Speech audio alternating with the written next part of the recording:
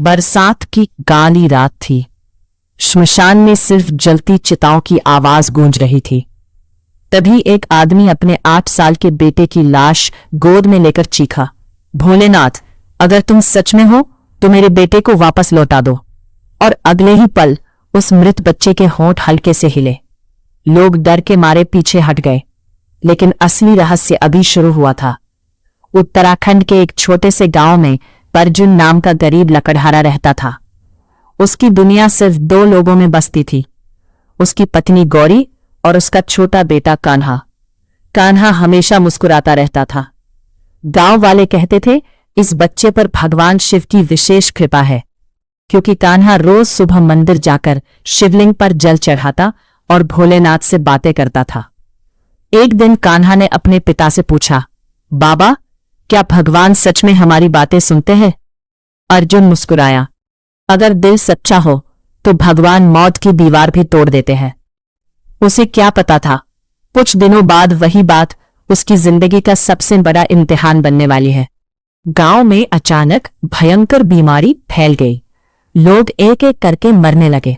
पूरे गांव में डर था, लेकिन सबसे बड़ा वार अर्जुन पर हुआ। कान्हा को तेज बुखार चढ़ गया। गौरी पूरी रात उसके सिर पर पानी रखती रही। अर्जुन मंदिर जाकर रोता रहा, भोलेनाथ, मेरी सांसें ले लो, लेकिन मेरे बेटे को बचा लो। लेकिन सुबह होते होते कान्हा की सांसें रुक गई। घर में सन्नाटा छा गया। गौरी पागलों की तरह रोने लगी, मेरे बच्चे उठ जा, देख तेरी मां आई है। लेकिन कान्हा अब कभी आंखें नहीं खोलने वाला था, या शायद किस्मत में कुछ और ही लिखा था। आधी रात, तेज बारिश। अर्जुन अपने बेटे की लाश लेकर श्मशान पहुंचा।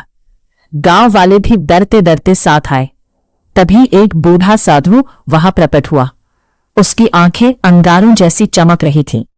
उसने अर्जुन से कहा, अगर तू सच में भगवान पर विश्वास करता है तो इस बच्चे की चिता मत जलाना।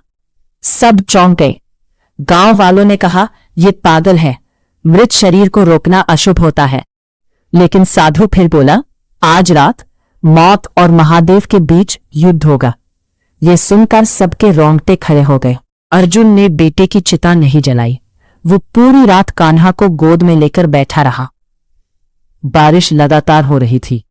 अचानक श्मशान में रखी राख हवा में उड़ने लगी। कुत्ते जोर जोर से रोने लगे और मंदिर की घंटियां अपने आप बजने लगी। गांव वाले डरकर भाग गए। सिर्फ अर्जुन, साधु और कान्हा की लाश वहां थी। तभी साधु